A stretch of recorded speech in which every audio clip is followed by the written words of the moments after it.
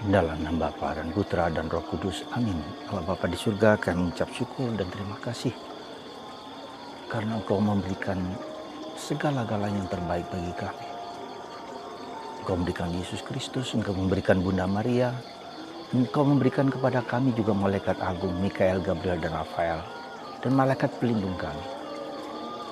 Betapa besar anugerah yang Engkau berikan kepada kami. Bantu kami ya Bapa, supaya kami menyadari kehadiran mereka dalam hidup kami sehari-hari, sehingga kami tidak tergelincir jatuh dalam dosa, dalam kehancuran yang seringkali oleh iblis kami terperangkap. Terpujilah namamu kini dan sepanjang segala masa. Amin. Para saudaraku yang terkasih, pada tanggal 29 September 2020, pada hari Selasa, kita memperingati pesta malaikat agung Mikael, Gabriel, dan Rafael. Mikael adalah malaikat perwira, panglima, pangeran surgawi yang menjadi kepala dari para malaikat yang lain. Dia menghancurkan kuasa kegelapan, kuasa iblis. Malaikat Rafael, malaikat pengobat, menyembuh dari segala sakit apapun juga. Dan Gabriel, pewarta kabar gembira yang kita ketahui datang kepada Bunda Maria dan kepada Santo Yosef juga. Saudara, kita bersyukur sekali lagi bahwa Tuhan melengkapi kita dengan berbagai sarana yang luar biasa. Bukan hanya sarana, tapi menyediakan pribadi-pribadi yang memang mendampingi kita, membimbing, menuntun kita untuk sampai kembali kepada Dia kembali. Ya, jadi Dia sudah memberikan kepada kita malaikat pelindung kita secara pribadi. Setiap orang mendapatkan itu. Dan lebih daripada itu, kita juga mendapatkan malaikat agung Mikael yang dengan penuh kuasa menghancurkan si Lucifer, malaikat yang membangkang, yang memprotes, yang tidak berkenan kepada Allah, yang mau melawan Allah tetapi tidak berhasil. Lalu dia menghancurkan ciptaan manusia supaya taat kepada Dia, yaitu Mikael. Gabriel mewartakan kabar gembira apa rencana Tuhan bagi manusia lewat kepada Maria dan kepada Santo Yosef dan kepada orang-orang yang datang kepadanya. Kemudian Rafael, malaikat penyembuh. Kita diberi Yesus Kristus, Allah yang menjadi manusia, supaya lebih daripada itu, karena tidak mudah untuk menyadari kehadiran malaikat-malaikat besar ini di dalam hidup kita sehari-hari. Bukanlah yang mudah, bukannya lah gampang. Karena itulah maka Allah menjadi manusia supaya manusia dengan mudahnya berkomunikasi dengan Allah lewat putranya Yesus Kristus. Jadi lalu Bunda Maria, Santo Yosef, dan para kudus, semua adalah bagaimana kita bisa berkomunikasi, bisa berdialog sebagai anak Allah kepada Bapa, kepada Allah yang begitu besar dan agung. Supaya kita bisa berdialog, supaya kita bisa mengerti kehendaknya. Maka Allah menjadi manusia, sabda menjadi daging dalam konkret, dalam pribadi Yesus. Lalu Yesus datang kepada kita, kepada manusia, pada orang yang menolak Dia. Sabda itu sudah menjadi daging dalam diri Yesus.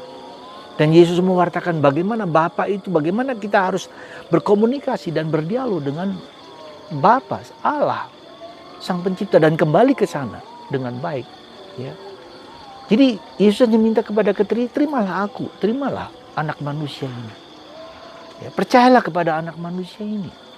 Dan anak manusia akan membimbing, menuntun kita dengan Roh Kudusnya. Dia memberikan kepada kita ketika kembali kepada Bapa, Dia memberikan Roh Kudusnya kepada kita supaya kita bisa berdialog, berkomunikasi dengan Allah. Dengan segala situasi konkret apapun dalam diri kita, sekali lagi. Apapun saudara. Dengan segala kepahitan, dengan segala kegembiraan, dengan segala sukacita, dengan segala apapun yang kita hadapi. Kehidupan ini yang sekarang ini kita alami, itu adalah anugerah Tuhan. Tetapi ketika itu kita diolah bersama Tuhan, dengan Tuhan, melalui Tuhan, dengan jatuh dan bangun dalam proses pasca misteri Paskah, dalam penderitaan, dalam kematian ego kita, lalu kita juga masuk di dalam kebangkitan Yesus menjadi menang. Kita kalahkan segala kelemahan, keberdosaan, kerapuhan kita itu. Jadi sekali lagi saudaraku terkasih, dalam proses apa? Ya, dalam kenyataan apa? Bahwa Tuhan melengkapi kita dengan segala karunia yang Tuhan berikan kepada kita. Sekali lagi, tak terhingga. Ya. Tetapi kita tahu dan kita sadar bahwa betapa tidak mudahnya kita mengakui, menerima, menyadari kenyataan seperti itu. Ya, betapa tidak mudahnya kita begitu. Ya. Betapa sulitnya, karena ini dalam kita masuk, maka Yesus mengatakan bagaimana kita bisa masuk ke dalam realitas ilahi, ya, yaitu hidup dalam roh dan kebenaran. Ini yang menurut saya kunci dari bagaimana kita bisa memasuki suatu relasi personal, relasi roh dengan Allah. Karena roh itu sudah diberikan kepada kita dalam diri kita, ya. Sudah diberikan ketika kita dibaptis, diberi sebagai anak Allah. Sudah. Jadi pada dasarnya kita tuh lengkap, complete, perfect dalam tanda petik, ya. Sudah lengkap diberikan kepada kita. Apapun yang Tuhan mau sampaikan kepada kita sudah lengkap. Pewahyuan dalam diri Yesus sudah di dalam Yesus sendiri, dalam kitab suci, dalam dalam sakramen-sakramen sudah lengkap. Lengkap dan sangat lengkap. Lalu bagaimana caranya? Kita bisa merasakan, mengalaminya. Ya, anugerah yang besar, Allah yang besar, yang agung, yang mulia itu di dalam pribadi Yesus. Maka apa yang harus kita lakukan menurut saya dan pengalaman dari orang kudus yang kalau kita lihat Santa Teresa dari Avila tidak bisa lain kecuali sit still now. Let us sit still now. Mari kita duduk diam hening untuk mendengarkan anugerah yang Tuhan berikan dalam diri kita itu. Dengan penuh kejujuran kita eksamin, kita periksa, kita lihat, kita introspeksi dengan segala bahwa ada dosa, tidak apa-apa. Siapa yang tidak ada dosa? Ya. Maka kalau kita, mengapa saya katakan demikian? Coba, Yohanes Pemandi harus di padang gurun sendirian. Harus bergulat dengan realitas seperti Yesus pun 30 tahun bersama Maria, bersama Yosef di Nazaret sebelum dia tampil. Jadi kalau kita lihat mereka orang-orang besar ini, pribadi yang besar, Bunda Maria juga begitu, bergaul dengan Yesus bertahun. Ya, sampai dia mengenali Yesus seperti apa. Jadi tidak mudah. Ya. Tapi kita lihat bahwa apa yang harus kita lakukan yaitu let us sit still. Mari kita duduk diam, ya, hening. Paksalah diri kita 15 menit setiap malam, setiap hari untuk duduk diam, untuk berdoa, untuk memeriksa, untuk melihat. Bukan hanya memeriksa kekurangan dosa-dosa kita, enggak. Tapi juga rahmat-rahmat yang Tuhan berikan kepada kita. Sejauh mana saya bisa memberikan yang terbaik yang bisa saya berikan kepada orang lain.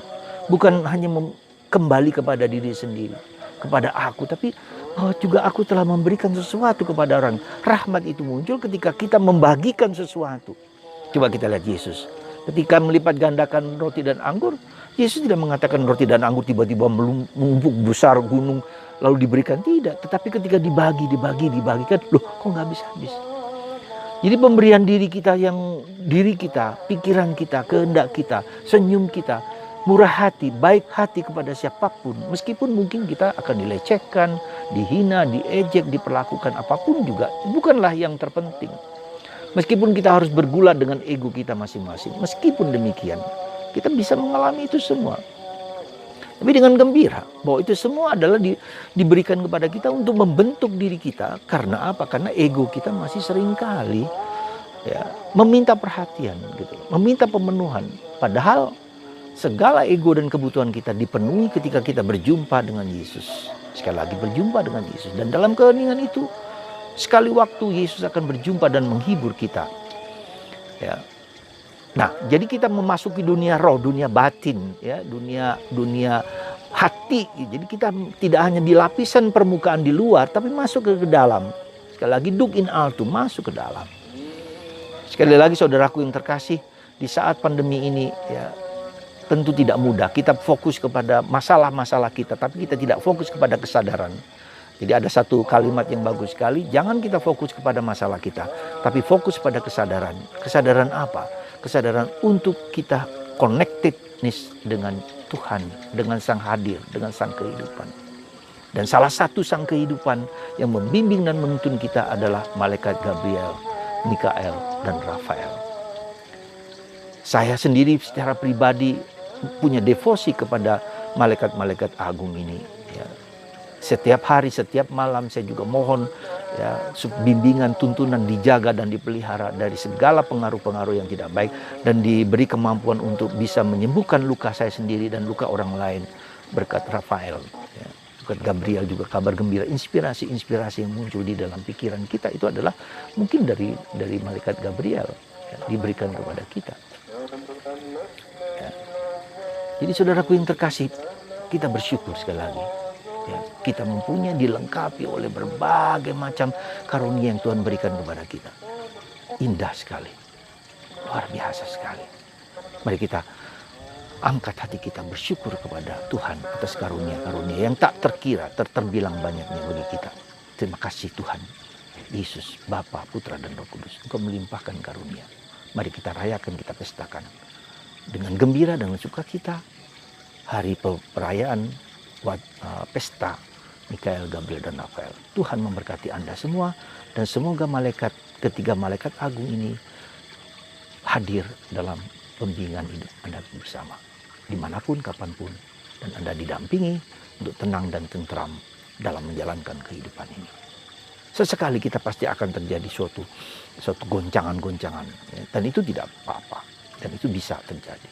Terima kasih Tuhan, Kau telah melimpahkan rahmat dan berkat. Semoga malaikat agung hidup dalam gerejanya, dalam diri kita, dalam masyarakat, untuk menghancurkan kuasa-kuasa kegelapan dimanapun juga, dan menyembuhkan orang-orang yang terluka, dan memberikan inspirasi kepada orang untuk berbuat baik dimanapun kapanpun. Berkat Tuhan melimpah dalam diri Anda, Bapa, Putra, dan Roh Kudus. Amin.